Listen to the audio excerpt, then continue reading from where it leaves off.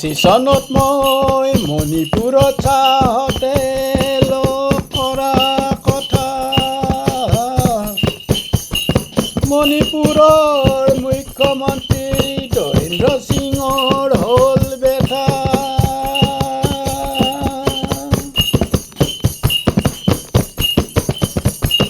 এই বেটা তেওঁ সহিব নোৱাৰি অসমত আহি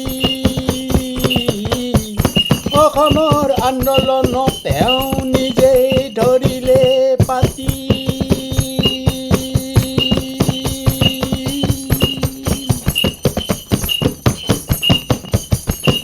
তেওঁক আন্দোলনৰ পৰা আঁতৰ কৰিবলৈ চৰকাৰে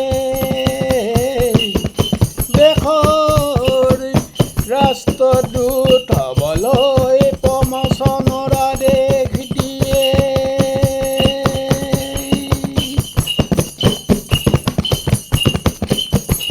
কিন্তু তেওঁ এই পদ ল'বলৈ ইচ্ছা কৰা নাছিল। যেতিয়া আন্দোলনৰ নেতাসকলে অবিশ্বাস কৰিছিল,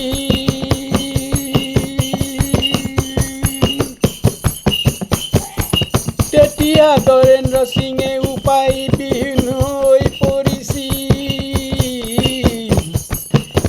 সেই সময়ত ৰাষ্ট্ৰদূত পদ গ্ৰহণ কৰিছিল।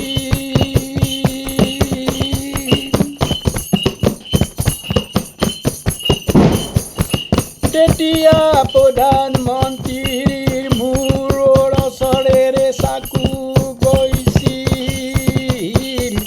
ভাগ্যক্ৰমে সেইদিনাখন মন্ত্ৰীৰ মৃত্যুৰ পৰা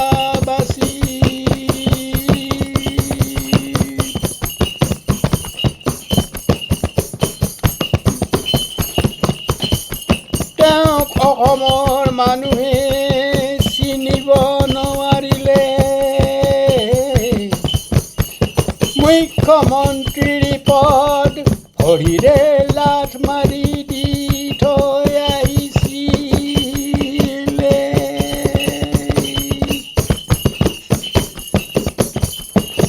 তেওঁ অসমৰ মানুহে চিনিব নোৱাৰিলে।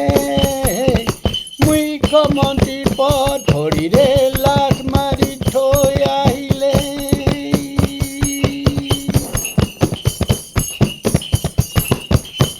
মুখ্যমন্ত্ৰীৰ পদ ভৰিৰে লাথ মাৰি থৈ